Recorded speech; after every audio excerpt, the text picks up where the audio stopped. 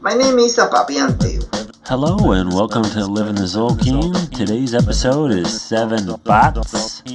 We have a very special guest, Apab'yan Tew, who is a student, a teacher, and a healer in the Maya Kiche tradition.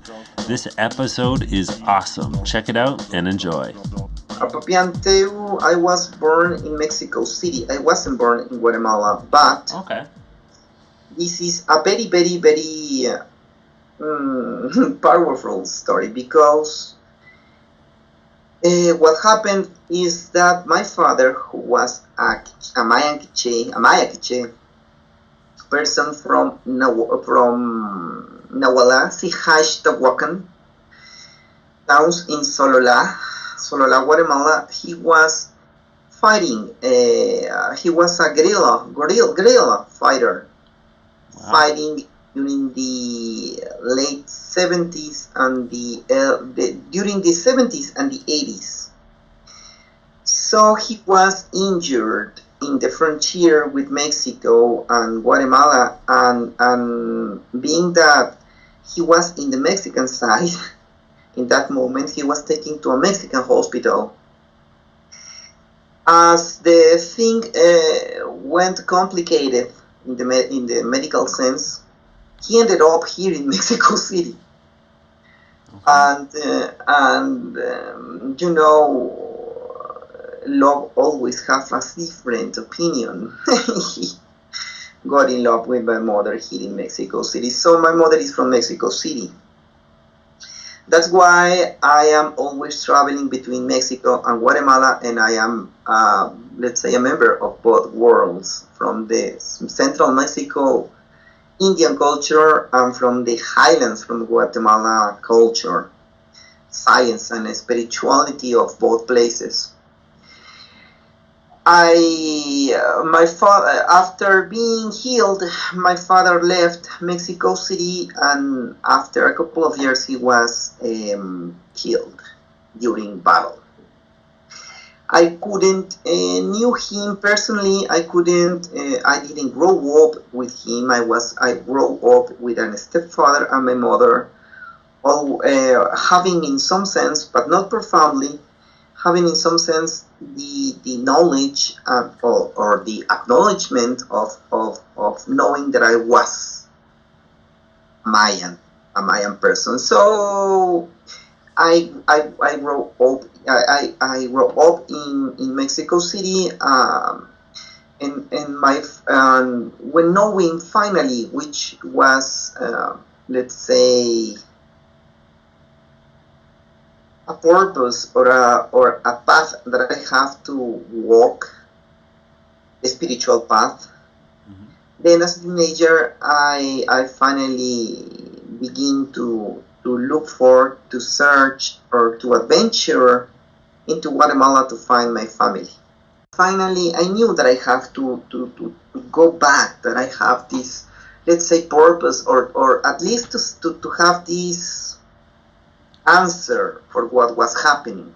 Then I found that my grandfather was was also a spiritual guide, that my family in Guatemala was like that, and that what I was experiencing was, as to say, in my blood, or was in my soul, or was in my energy, or whatever it is.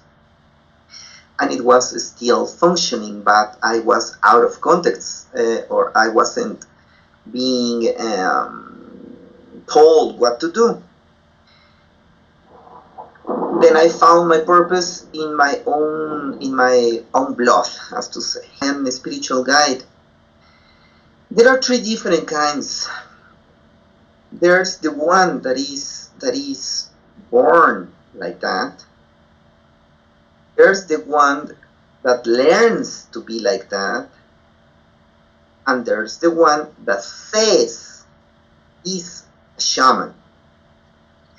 In my case, what happened is that I was born like that. And in this case, there's no point in which you can rest. You are always going to be working and fighting and doing things, sometimes even to the point of survival. inner personal survival. You cannot rest. You will have continuously you will have dreams and things and perceptions, and strange things are going to happen to you all the time, so you cannot stop, and you cannot say no to anyone or to a person that asks you for something. The other kind of shaman, the one that learns, that kind of shaman can have it maybe, or can have the interest, even the honest interest, and maybe will develop skills to heal, to give assistance, to have even an academical education or preparation. But in that sense, being that you wanted to do it, but you are not pushed by your own gifts. Maybe there's a time in which you can rest, you can take a seat, you can watch things differently, or stop when things going painfully. That is something that does not happen with the other ones. And finally, well, there's the fake shaman that says he's a shaman, and well, I have not to talk about that. That is so easily to say, to understand. Now, as I resume, I was born in Mexico City. I was having these gifts from blood. It was painfully.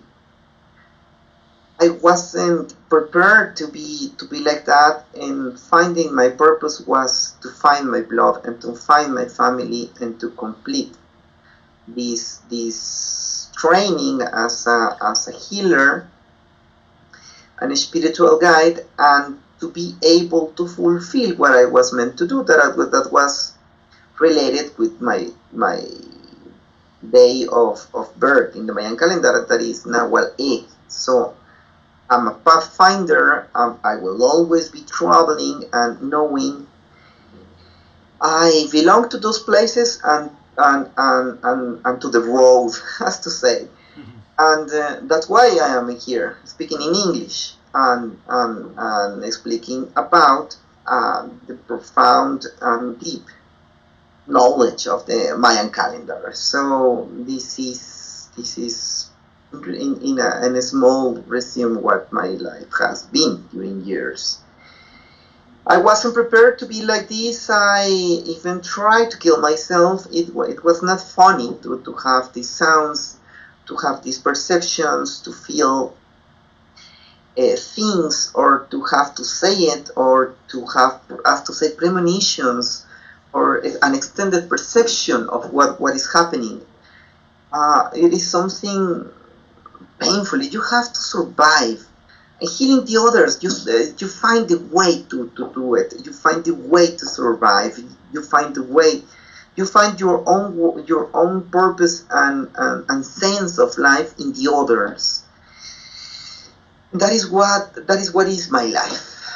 When you first went down to Guatemala to find your family, what was it like when you first got there? I was terribly scared of what was happening in Guatemala, especially, let's say, wandering in the lands without not knowing anything. Was terrifying because of the buses, the transportation, not knowing anybody,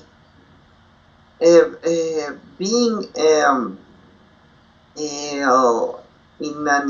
a familiar place, but it's very strange at the same time.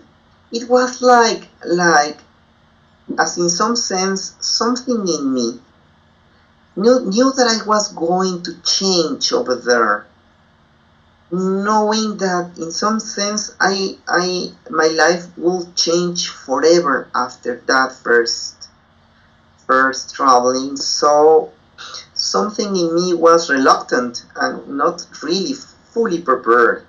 So I was totally out of control. I was terrified. I was wondering, but wanting to go back home.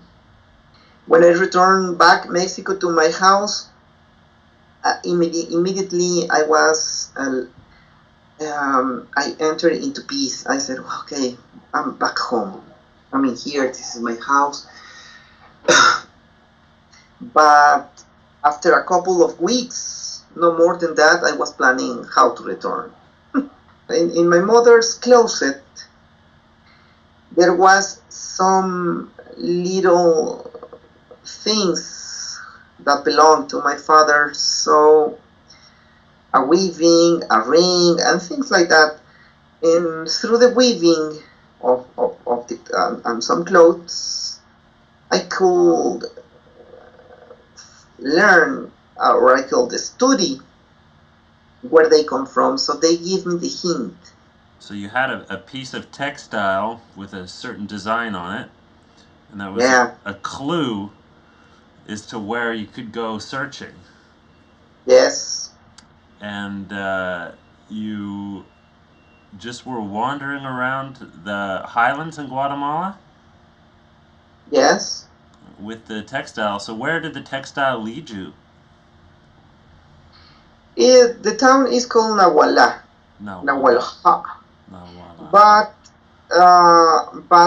there's the Nahualá is a town that is founded in the late 19th century. 19th century.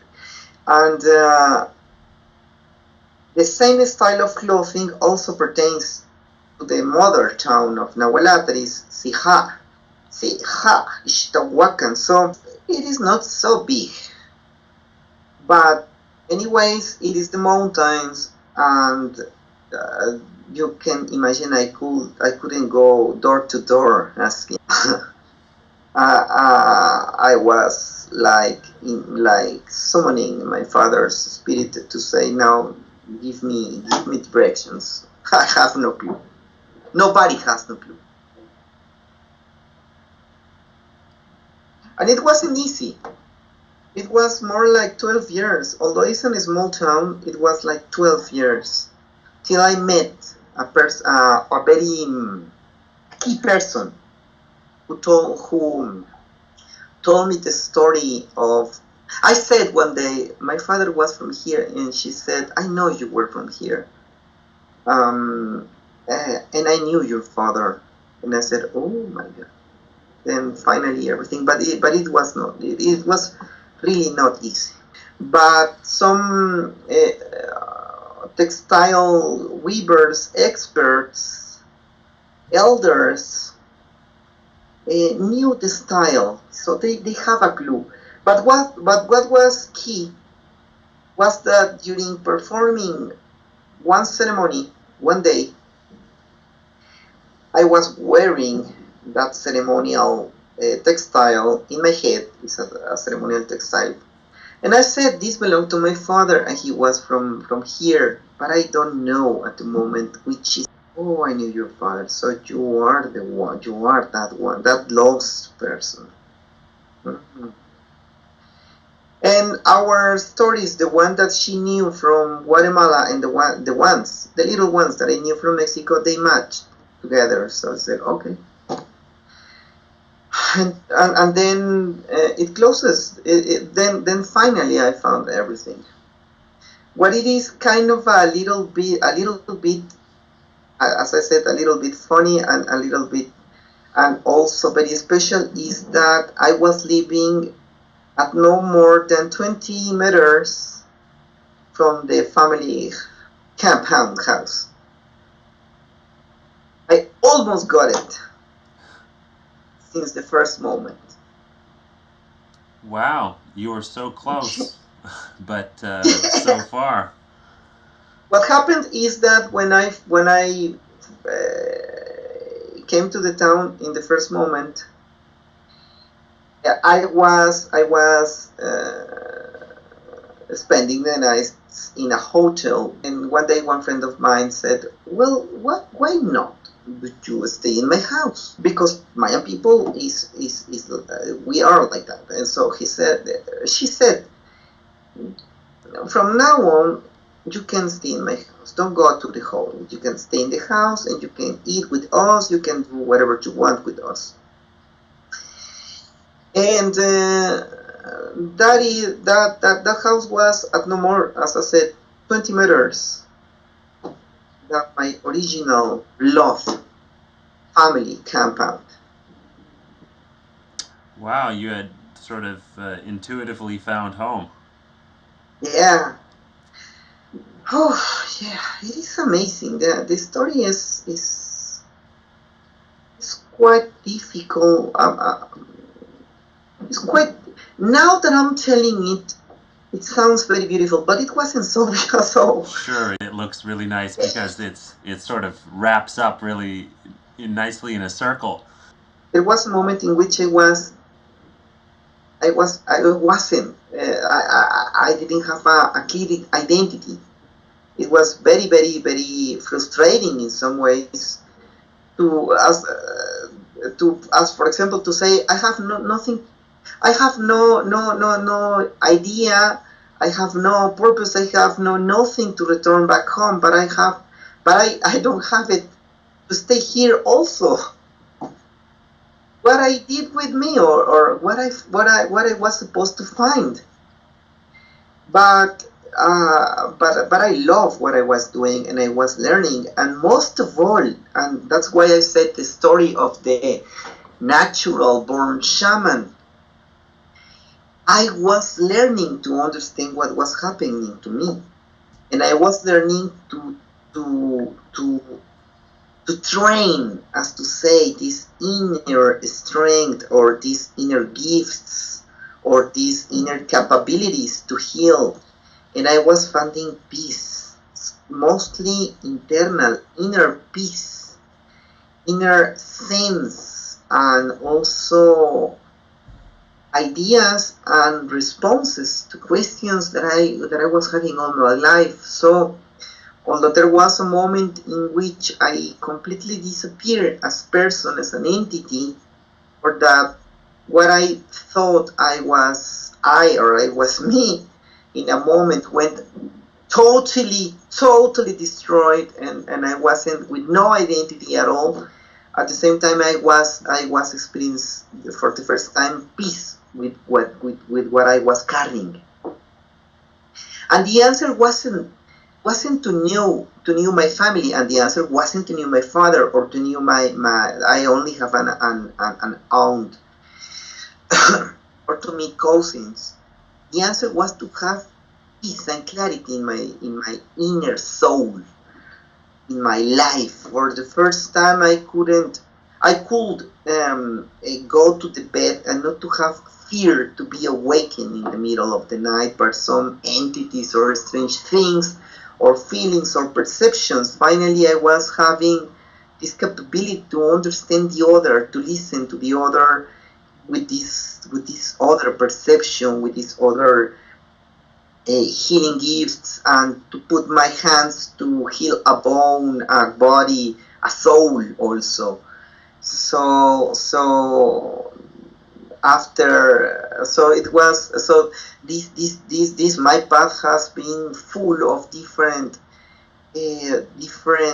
moments in which there's the denial, there's the fear, there's the you want to hide from what is happening, and there's as I said, there's a moment in which there's no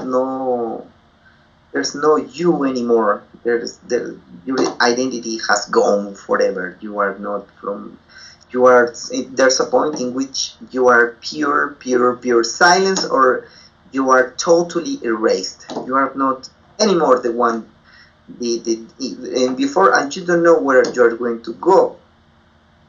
And then there's the acceptance, and then there's the fulfillment of a purpose, the fulfillment of the acceptance, and the fulfillment of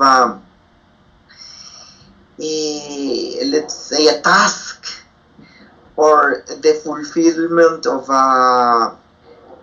the complete sense that you have these skills, or you were born with these skills, and that even if you can do whatever you can do with your life, you can apply it to found a sense in the world for you and for the others. That is, wow, that is an amazing story, and you know, I think it helps me get a picture of, you know, where you come from. What was your first experience with the Mayan calendar, or even before the Mayan calendar, the Mayan traditions? Well, there's a lot.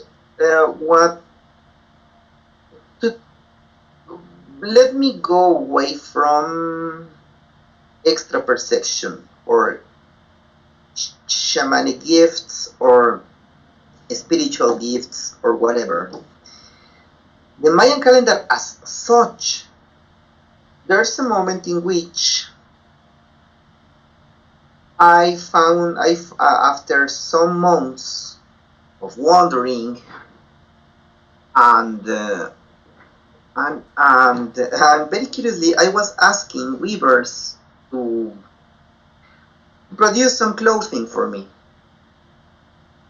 And there was a moment in which I ended up in the house of a weaver that told me that she felt, or that she sensed, that I was carrying a gift in my blood.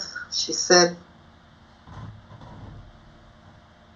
I was very happy about that because, in some sense, let's say, I knew I was having something. I didn't know what. I mostly see it as a as a curse, not as a gift. Because my thing is with dreams. So I said, oh, okay. And she said, I'm going to tell you where to go to ask an elder. When I went to the elder, he was such a character. He's still living, by the way. Where was this? She's still alive in Totonicapan, Guatemala. Is a very strong, full of purpose, full of energy, full of character. He's such a man. He's amazing. He always as for example, he only takes 2 hours in the night to go to sleep. Wow. He has 18, 19, 20 years of working, of labor during the day. And I was amazed to know a person like that. There's no person like him. And he was the first that told me what was my gift, what was, according to what he was saying, he was sensing, and according of what he was perceiving of what I am. And after reading my birthday in the Mayan calendar, he told me very key things and very important and beautiful things about my day of birth. He explained me things, and I was profoundly touched about the way in which the Mayan calendar can explain a person. A lost person like me. In that moment, I was a lost person. I told you I was mostly trying to survive. That was a beautiful moment in which he explained me which was my day, my Mayan birthday, the purpose that I have, the things, the ability, the skills, the sacrifice that I have to do. And he said immediately, he said, you have to stay here because you belong in here. You are going to learn, and after that you are going to teach us things. You belong in here.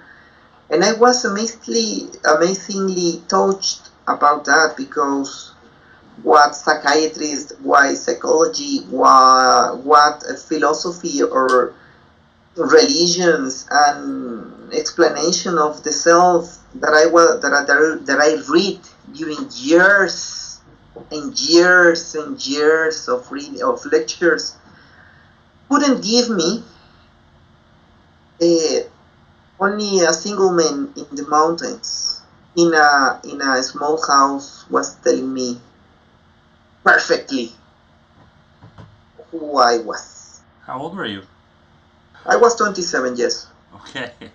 It was that I was visiting at a weaver's house, not mainly for the textile, but for visiting the house.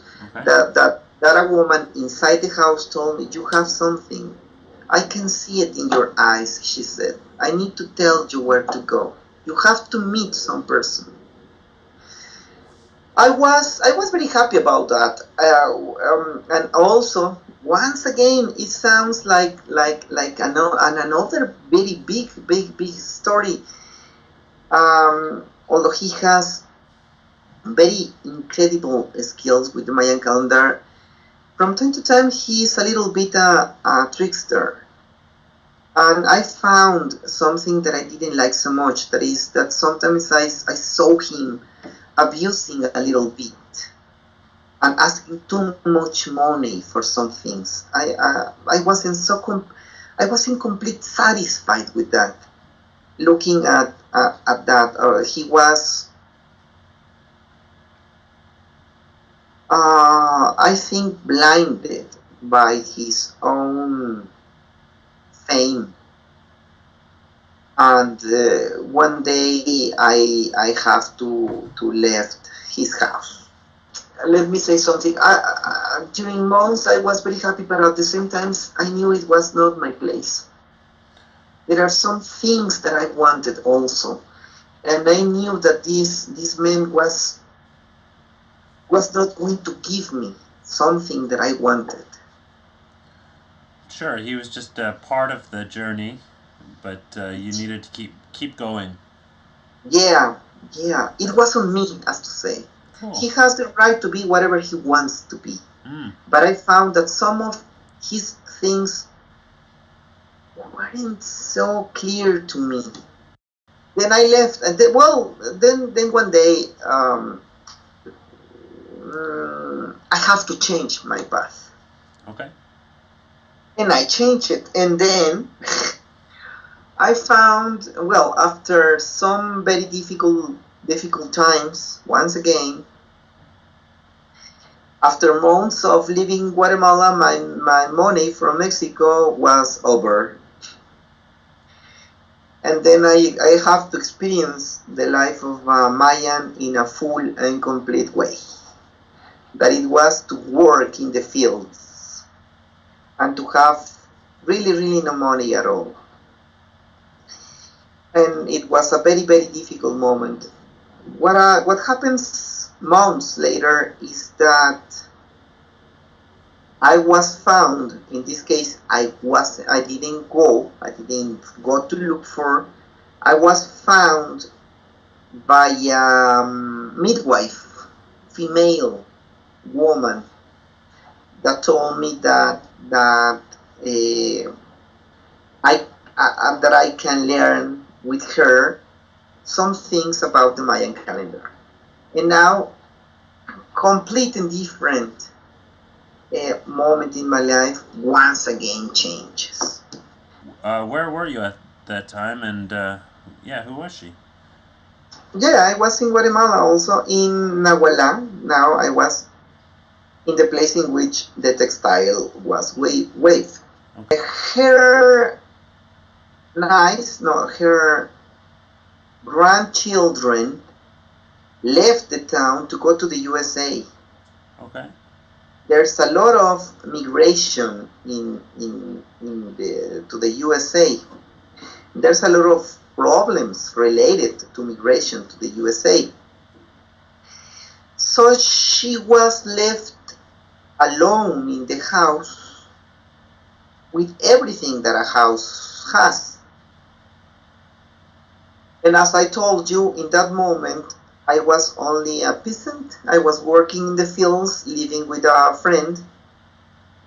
And when we met together, we could match both things. I could help her in the house and with some task in her house, and at the same time being there with her with little money but with food. I could see everything she can do to receive babies, and the way in which that's really cool. Yeah, in the way in which she learned the Mayan calendar with this specific way of understanding the human being during pregnancy is amazing. I'm just amazed by you even just saying it in one word. I'm just like, wow, that's so cool. Yes, that was, and then tell me about it. What we know of the Mayan calendar is incredibly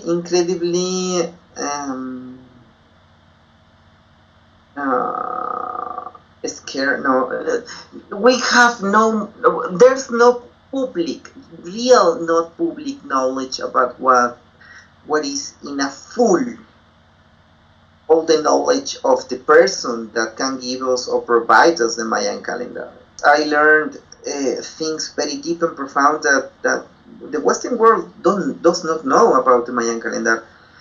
And it is the way in which the Mayan calendar explains the human being, but also the pregnancy, also even the sexual act, the interaction between the mother and the father, or the feminine and the masculine, the consciousness in the baby is alive, the baby feels, and how external influences during pregnancy also affects the baby, and how the birthday is related with the pregnancy moment. And that was, that is in very. It sounds like the most important thing you could learn.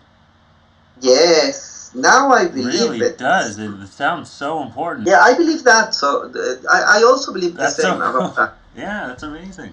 Let's say, for example, that a mother is having pain and enters the house to ask for a healing, and then my teacher begins to say something like, "Oh my God, this baby is not fully happy.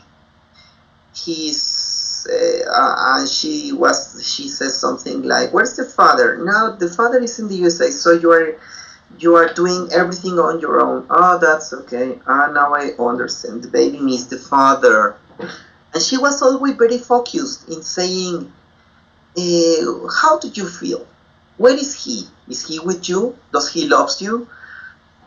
And he was also sometimes saying very strong words to them, telling, as for example, saying things like, "Oh my God, you are so stupid. How is it possible that you can make this mess? Or how can you do this?" And what happened is that little by little you can hear the relation between a good let's say, a good relation between the mother and the father always goes with a better position in the baby. There's a lot of combination of possibilities. It was not like, "Okay, my son, let's have a notes. I'm going to tell you something." That's not the Mayan way. We are not educated. We are created. That what I'm going to say is that what we think is our personality or our character, it is not something that is learned during the early years. Is something that is created during pregnancy, because we are created during those moments. It is our creation. The baby is alive and the mother is the giver of life. Not God, not the spirits, not through baptism. It's the mother that is giving the life, and all the perceptions are going to build what we are. Now, in the present moment, we are the result of how we were created, not in the sense of how we were educated. Everything happens during pregnancy, and the Mayan calendar can explain it in a way that you cannot possibly imagine. As for example, and this is based in something that is very obviously, there's a thunder coming in the sky. There's a big light in this moment. Now there's a thunder. Did you hear it? I did. I've been hearing it throughout the conversation. Sometimes you'll say something dramatic, and then yeah, and there's a dialogue with the sky. Well, what happens? There's these principles or Mayan main statement, philosophical statements. One of them is, I think the first of all is that everything is alive. Everything is alive, including what, although not being human in nature or in a biological composition, has a soul or has an inner life, for example. A second one, that is the second one, is that everything has a mother or a father, or everything has a feminine principle or a masculine principle. And that goes for everything also. If everything is alive, everything has a beginning and a development. So, as for example, when we study dreams, we also study how a dream begins and how the dream develops, how it is the ignition and how it is the development or the feminine or the masculine principle. Dreams, actions, and obviously if I'm going to talk about the human being, well, okay, to study the human being is to study how the Mayan calendar can reveal us was a sexual act. That is not the sexual act as such, but which was the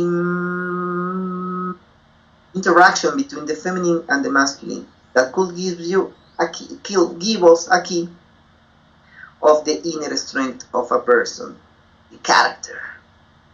How was the pregnancy give us also some new things about personality, how the person chooses, what the person will reject, and everything. Because the story of the human being is the story of how the human being is created. That is something very peculiar. That is something that I haven't seen, read, or even listened to other traditions or calendarical traditions. Is that in order to understand the human being, well, the most obvious thing is to learn how the human being was created, and how we are created goes from the interaction of the mother and the father, the sexual act, and the pregnancy. What is the key point is that the baby is alive and is perceiving with an inner apparatus of cognition, not related to the mind, but connected to the body, and everything that goes in those moments are the key principal moments. As to say, for example, that tomorrow I'm going to receive a person that is 32 years that has tried to commit suicide a couple of times. And for this person of 32 years, what I'm going to study is his birthday, his pregnancy, the mother and the father, and only the Mayan calendar can give us that understanding. That's why after meeting Maria Sok, that is the name of my spiritual teacher, after being with her, I was little by little gaining a new identity after being erased. I was gaining an identity of a thinker or of a healer, and I was stopped, literally learning everything she knew. 7 or 8 years far away from home, from my original place, from family and friends in here, and some people in Mexico began to think that I was dead. And I was disappeared from here. And at the same time, I couldn't leave Guatemala to come here because I was listening and having dreams telling me, you have to stay, your teacher is so old. You have to learn in this moment or you are not going to learn anymore. And this is, as you know, as you can hear, this is like a shamanic drama of having announcements from the spirit to stay in a place, but at the same time being missing from the other, at the same time gaining identity, and at the same time losing totally the previous one. And that's why I said from the beginning, there are the ones that learn that are born to this, and the ones that say are shamans, and the ones that prepare. When you are a natural born one, you have to go through all of this all the time. Finally, after years of learning with her, I have to depart, come to see a little bit of the things here in Mexico, and in that moment, my teacher dies. Although I wanted to stay in Guatemala or even to get married, for some reason, for some things, everything put me back to Mexico. I'm touched by your story. That's very humbling. I'll probably have a quiet day for the rest of the day. I was so sad to hear that. She sounded really cool, you know? Yeah, it's profound. I was always, and also, I need to tell you, I was developing alcoholic problems in that moment because I was so left alone in the mountain. Really, I was so left alone in the mountain. And I wasn't even an academic. I wasn't having money. I wasn't having economical support from no one. I was only saving my life, really. And but at the same time as I was looking at the most powerful woman that I knew in my life, receiving babies, and this woman was totally a very fully skilled woman, as the first one, the trickster one, but this woman was totally humble. This woman didn't ask even for money. The other one was asking huge amounts of money for healing, but this other woman wasn't like that. She wasn't even receiving money. So we mostly depend on the cornfields, and sometimes in the weaving she could do. And I was helping her, going to Antigua, Guatemala to sell some of her textiles to get more money, because in the town they were going to sell very cheap. And I was, after she passed away, when I returned, there was nothing once again. So I was having drinking problems over there. I have to recover totally from being totally alone, totally left alone. And now, but at the same time, although it was my place, it was also once again not my place to stay. I was, and listen to this one. This is another drama. I was in love with this woman, but she was a member of an evangelical church. Jesus. And then one day the family said they were not going to be happy to see this going to a marriage, and they took her away from the town and hid her far away. Everything was taking me out from Mexico 14 years back in time. And I was in those moments saying, everything now is taking me out of Guatemala. So I fully recovered myself to begin to practice my medicine, in both places. And now I found inner peace doing things in both places. So my purpose is what my Mayan birthday is, to go through the path. I'm the pathfinder, and I'm not going to stay. I'm not going to stay in Mexico. Neither I'm going to stay in Guatemala. I belong to the road, and now that is what all the signals seems to tell me all the time. And just as a funny story, now this woman I was in love with, now she's my friend in Facebook. But, good old Facebook. Yeah, great. She hasn't been married, and she contacted me. She said something like, "You belong to the wind. So much the spirit of the wind, so much the spirit of the road, so much mine, but not really mine." In Bayan way, she said, and I was very touched. And she couldn't do anything. The family took her away. And now she says that. Yeah, she said it very, very sadly, in a very, very sadly way. Well, that's it. I just, wanted to ask you a little bit more about what you're doing today.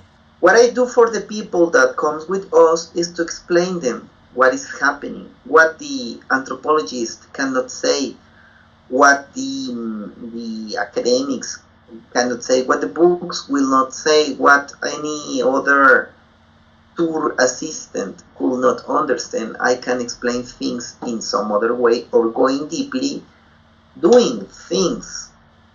So this makes all these visitations and these travelings a very powerful experience also for me, not also for the people that I guide, but also for me, because I met shamans, I see people, I see tricksters also. There are tricksters everywhere. Sometimes I perform ceremonies, sometimes I perform other kind of healings. Scarcely, but I receive babies here in Mexico City from time to time.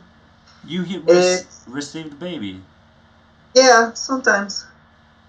In going to Guatemala, I perform when going to Guatemala to see my family and my other political family. I perform so much ceremonies. They don't give me free time. All the time I'm doing ceremonies of all the kinds that you can imagine. And sometimes, but scarcely, also I give some classes of everything.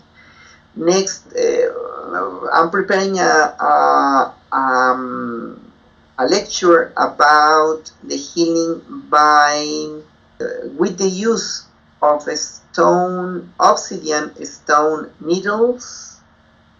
That is kind of acupressure for purposes of healing, but what you have to do is you have to take blood from some part of the body of a person, and we are called chayeros. And this is another big, good, beautiful story how I learned it. But yeah, I was just going to ask you. I've never heard about that before. Could you explain it a little bit more?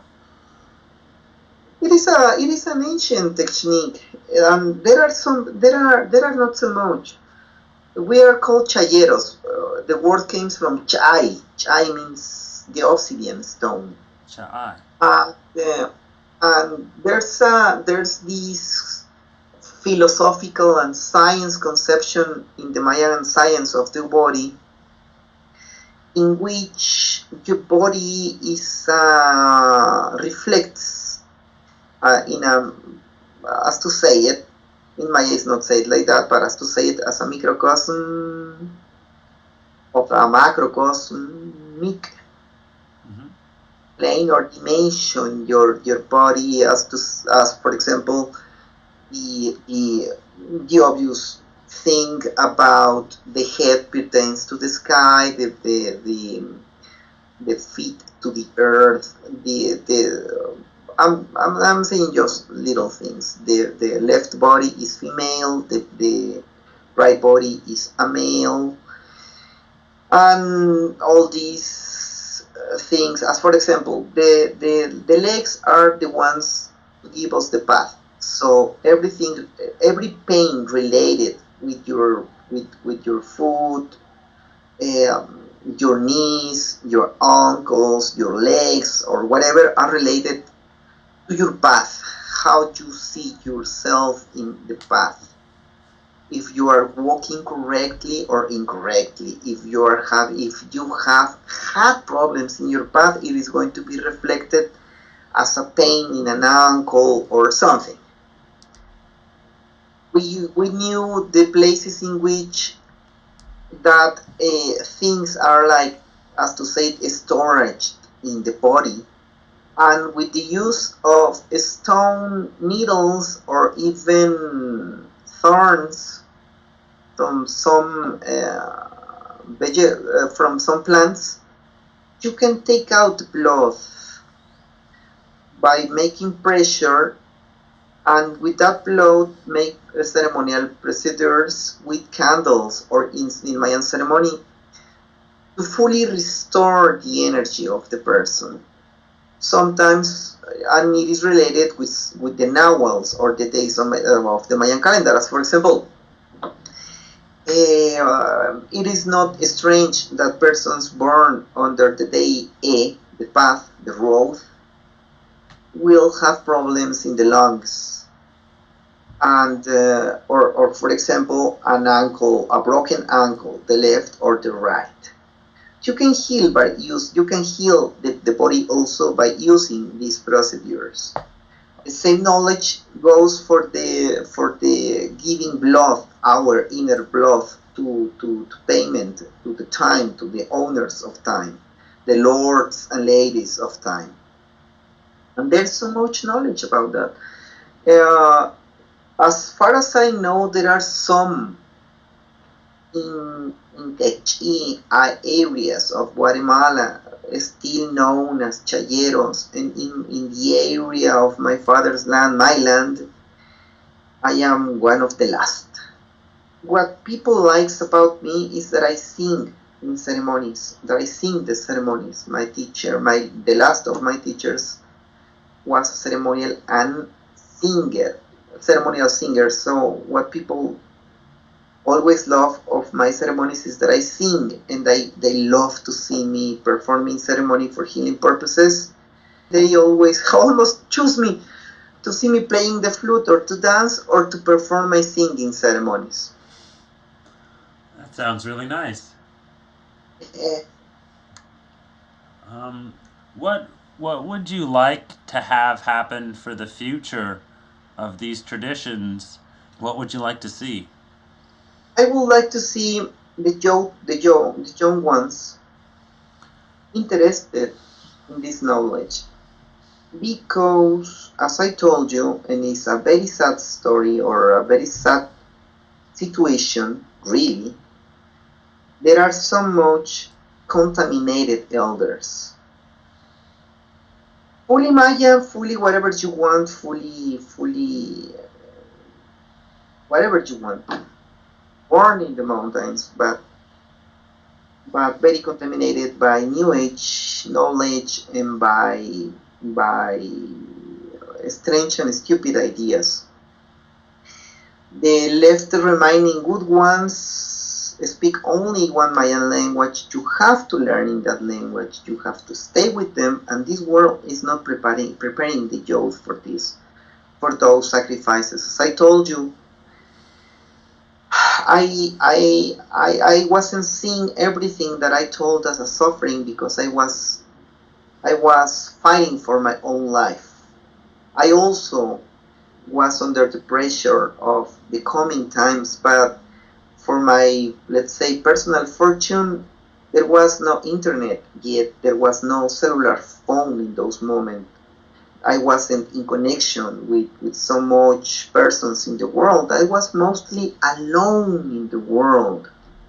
I was left alone in in the world with no mother, no father, no nothing like that. In these moments, it is very difficult to be so alone. In all the Mayan nations, let's say the Yucatan Peninsula and the highlands of Chiapas, the lowlands of Guatemala, the highlands of Guatemala, they are now very exposed to technology. They have the cellular phone in their hands already. They published how Western they are, not how Mayans they are. What I will want is for them to have this option of feeling proud of having a millennial heritage of knowledge, but at the same time to learn to use the modern time tools in the Mayan world, not to be ashamed or to dress as a Mayan, and to have an interest in the real good knowledge. I would like the young ones to have this, to grow up with this sense of being proud and at the same time connected with this other world. I say that this because I think that in some sense we are losing the battle. The assumption or that the spiritual guide must be closed, not related to the world, not taking foreigners, strangers, to not to talk in English, to not to go to other places, to not to talk about your culture, or to not to share it with the white man. I think that has been a huge mistake now because the knowledge has been so high that nobody wants, that now nobody wanted or nobody understands that knowledge. In my case, I'm very open, as you can see with this interview, but this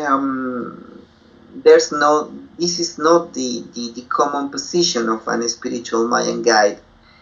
I think we have to combine, we have to be open, we have to let people, honest people, to enter and to share and to teach.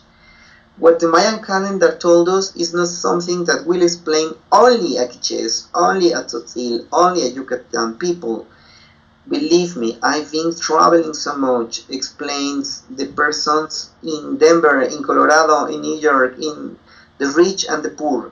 The Mayan calendar really have this clarity to understand.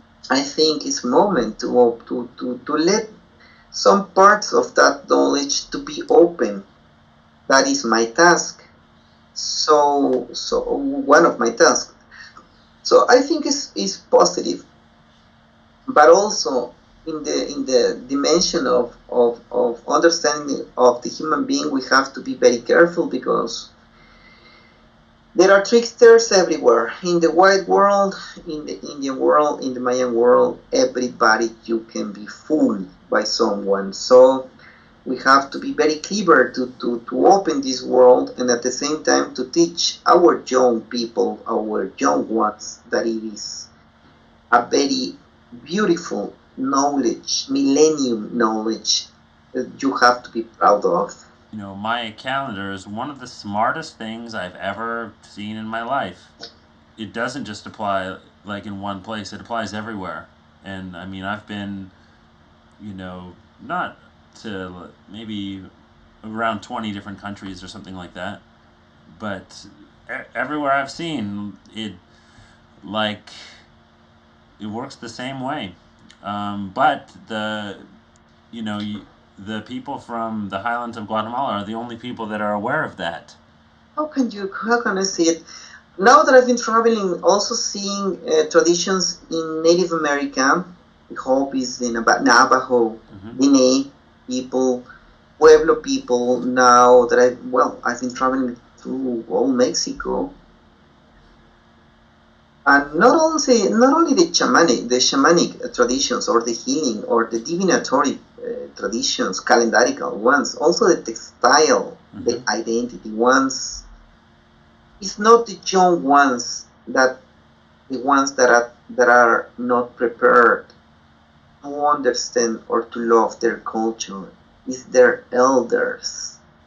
that are so stuck to the idea of an idealization of the past. We have to realize that now we are in here, that we are not in Palenque in 1,000 years back. We are not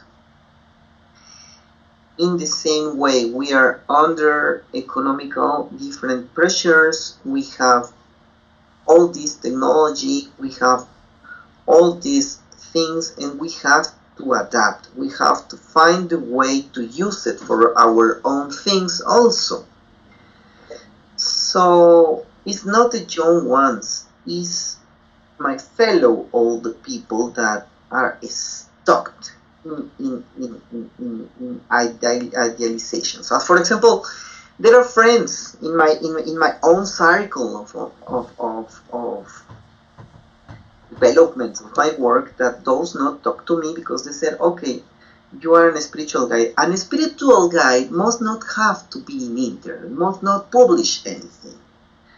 And a spiritual guide must not reveal things. I don't reveal things. I work with my patients. I haven't published any secret about the Mayan calendar, but I put some of my research or my personal hobbies, as to say, images and beautiful thoughts or whatever in my webpage. Okay, you are not an artist. You're not an authentic artist. You are not the real one. There are persons say, okay, you travel so much. Oh, how much dollars do they pay you, the white ones? And people is not smart looking at how much sacrifice it is also to be traveling, and that it is not about gaining dollars from the white people. Mostly all of my for example, in my case, mostly everything that I do is paid by healing people. I'm always working.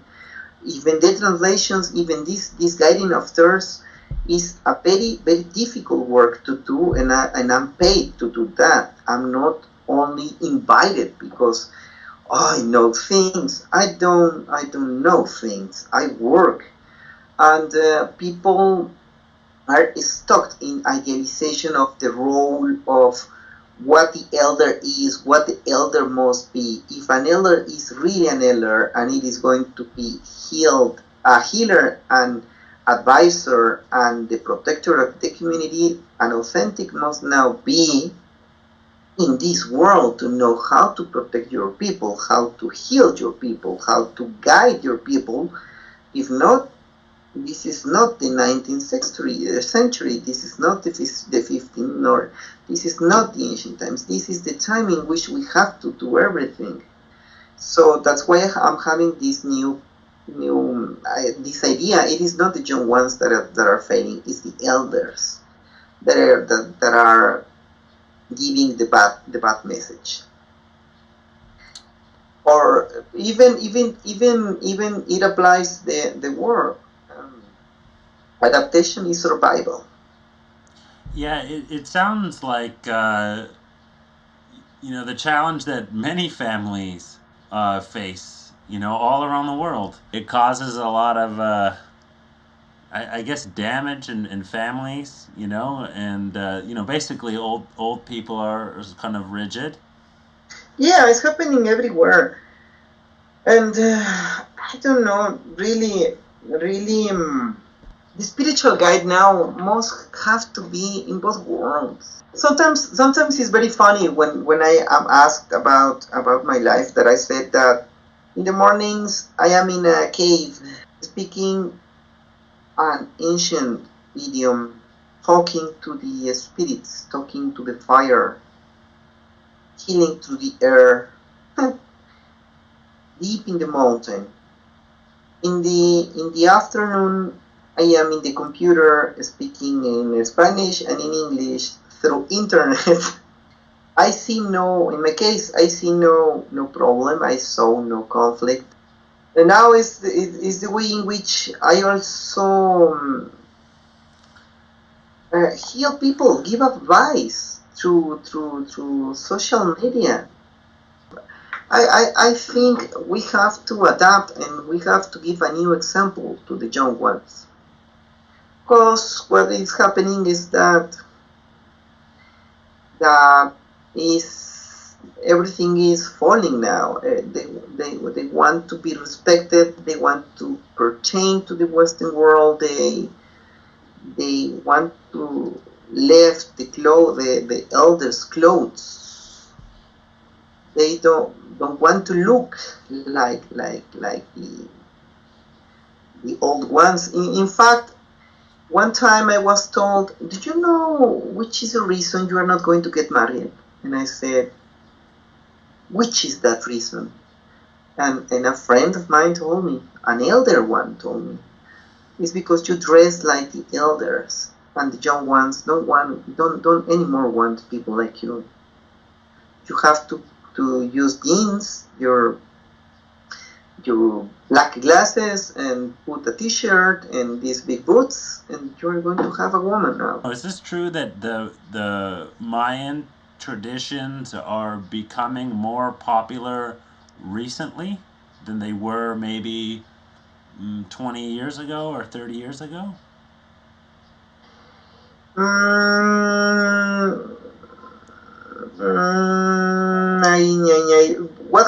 What I've been looking at is not the authentic one. Well, the academic world has been present all the time. Archaeology, ethnography, interest in the Mayan culture, but in these media. Well, as for example, everybody got very, very interested in Mayan culture after the Zapatista revolution in 1994.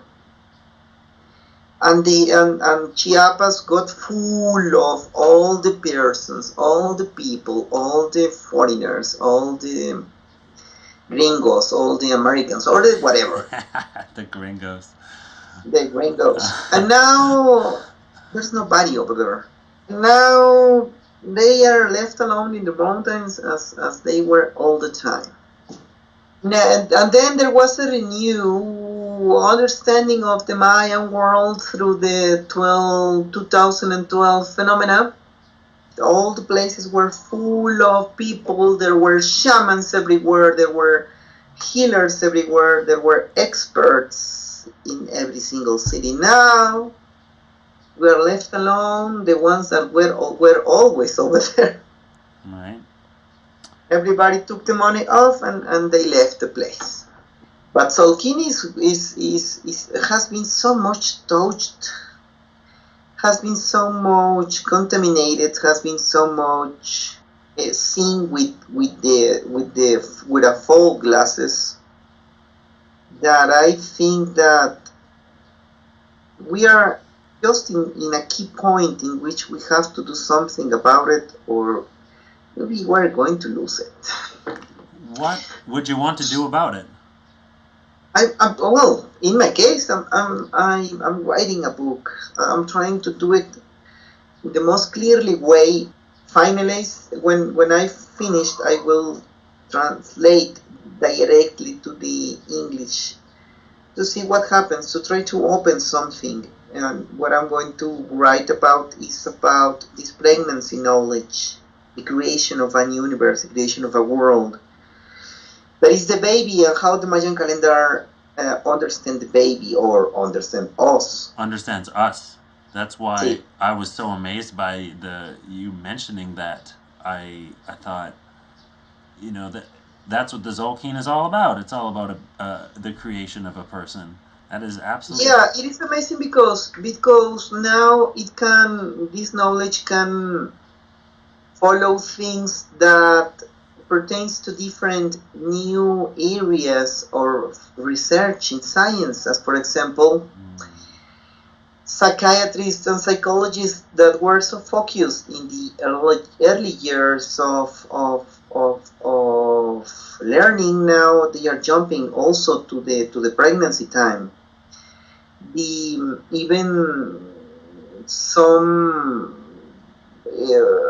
thinkers like Steven Pinker or this woman that makes the research of how people mate. Now she's also going back to try to understand the mother and the father.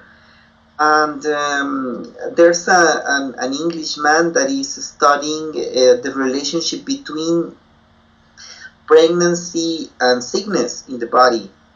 And there are some attempts, already there are some attempts from the Western world to try to see the baby as a living, full conscious entity that is built that is built and that everything counts. What I'm going to try to tell you or to tell the people is that we already have that knowledge. Yeah. We already have millennium of knowledge about that, and the key moment is, as I told you, the learning not from dreaming. Pakal didn't tell me anything, that it is not aliens, it is not crazy things, it is not what I felt, it is that I saw my midwife teacher receiving babies. And there's a relationship between how is the baby, how the pregnancy is going, which is the day in which the baby is born, how is the mother, how is the father, and everything goes in an harmonical explanation. And we already have the knowledge. We already knew why a person became so, let's say, compulsive to order, for example, why a person eats so much, why a person cannot shift from a bad relationship. We know why a person attempts to be suicide, why a person is so dark and obscure. We already know what was happening. We have the papers, or we have the knowledge. And I think for these new spiritual movements of trying to rescue the sacred in the feminine, there's a new message about the woman that is creating a baby. The importance of the woman, not as always has been seen as a God giver of soul or a male God giver of everything, but of a sensitive woman that is creating a new life. Things like that. And the Mayan calendar can explain it totally, and you cannot imagine how much clarity. That's probably the most profound thing I've ever learned about the tzolkin.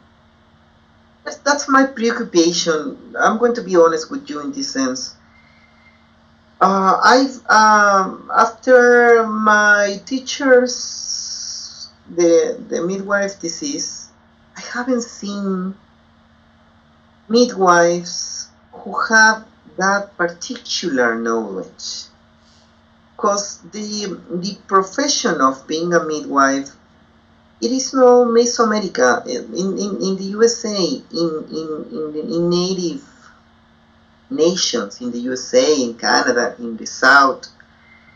But what I saw was a midwife that also knew the Mayan calendar, so she could understand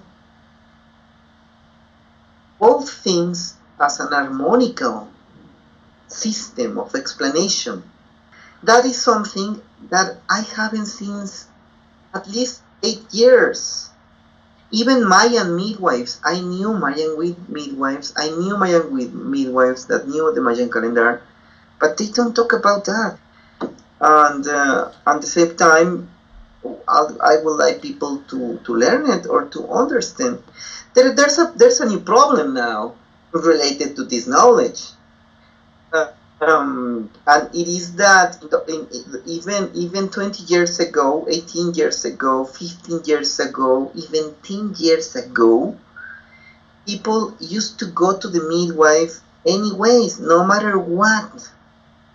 they were the answer all the time. Now there are hospitals closed. There are hospitals inside the town, and people are not going directly to the midwife. So it's a knowledge that it is going to be in the age of extinction. It is as I told you, people now they are considering ancient knowledge as old, as from your parents. Now go to the hospital. It's so cool. And I haven't seen midwives, so I want to say something. Yeah, well, you should say it.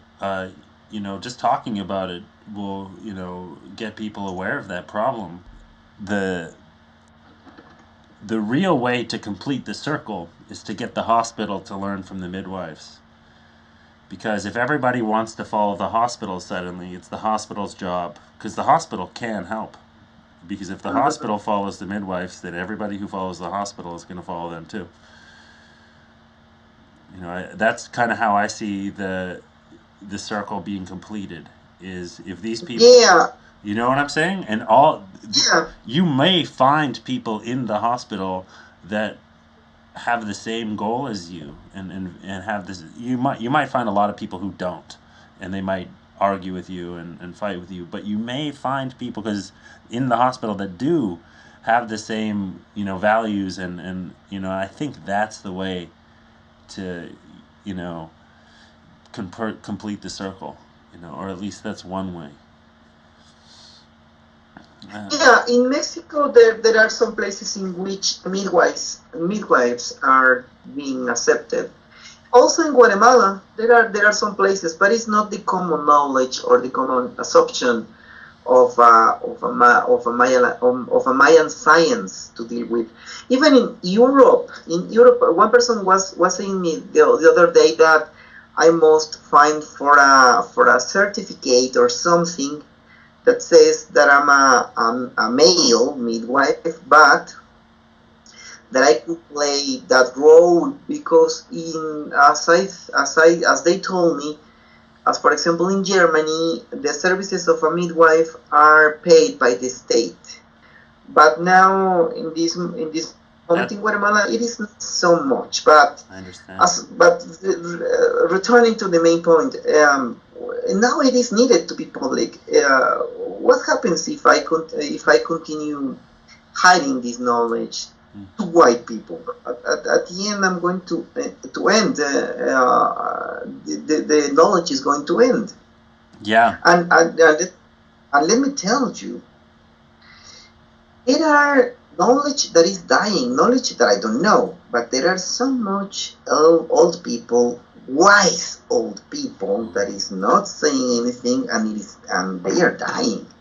I knew a person one time that in a town close to Nahuala, that she was very, very powerful to understand not only the Mayan calendar, but what to do, how to work things with the Mayan calendar, and she is completely closed. She said that. She said, I'm not going to teach what I know. Is this going to get back with me? New people is not prepared to understand this. Who knows what died with her? I don't know. I cannot imagine.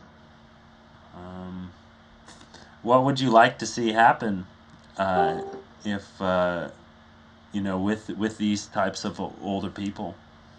I don't know. It's a heavy question. I was thinking, like in a joke, maybe we will need to have another media hit. Because that's the only thing that it seems that functions to give prestige to something. We are so fooled, in the sense of being fooled, and so fooled, so stupid, that we only pay attention when media told us something. That's why our politicians now are all of them are clowns. I hope the best. I'm going to put my little stone, but I don't know what can change things, really. To be honest. Well, I like what you said about the media because the outside interest of this will come because the subject is just too fascinating. It's too smart. There's too many smart things, and nobody sees them, but one day they will. And when they do, that same media or attention or for money or whatever it is that is required, it'll show up again, but it's going to be way bigger than it was before. Yeah, well, that's what I want to do with some things on my openness, as for example to this podcast, and to let you know whatever you want with my words. You can make the edition you want. Well, obviously, don't play me fool, but sure, yeah. but I think we have to, in some moment, we have to explore some things. I have no fear, even in front of the eyes of my own people that sometimes don't understand. We have to do this because we are going. Really, if we don't do something, our young ones are not learning these things anymore. They don't want to be prepared. Maybe they will respect, because Mayan people is always very respectful, but not to be prepared. And we have also to learn to respect ourselves also, because there's so much envy, there's so much problems in between us also, and the evangelical churches also are giving so much headaches to the culture, dividing the people and fighting against this. This is a science also. It is not a no, it's a science. That's why that's one of the reasons why I love it, is because it is not a something to believe in. Yeah, it is not a religion. It's a science. It's a spirituality, but we have not to fight for that. But no matter what, they shoot at us. I've been shooted. They make persecution against the spiritual guides. There has been killed. They've done that around the world. They did that to every culture they encountered. Any culture that they saw anywhere, they did that to. And I can feel it even in my own family. The same thing. It's the division that they create, and almost the violence, and and I can see the same thing in the Mayan world, at least in Mexico, with the evangelicals. You could see it anywhere they go. It's crazy. And the one thing that I always found really remarkable and special about the Maya, particularly the Kiche, was their ability to be strong against the evangelicals for so long. Like, almost everywhere around the world, everybody lost the fight with them. And for so long, the Mayan traditions have stayed. And that is amazing and remarkable. Like, so many thousands of traditions were all destroyed, never to be seen again. And for some reason, this very smart tradition stayed and still stays. And that's, a testament. I think one of the reasons that it stayed is because if you explain it to somebody, it makes sense. So of course they're going to follow it. You tell them, they're like, oh yeah, that makes sense. And then they're going to follow it. It's that simple. It's really amazing in that way. Anyway, I just wanted to say that about the evangelicals, because I've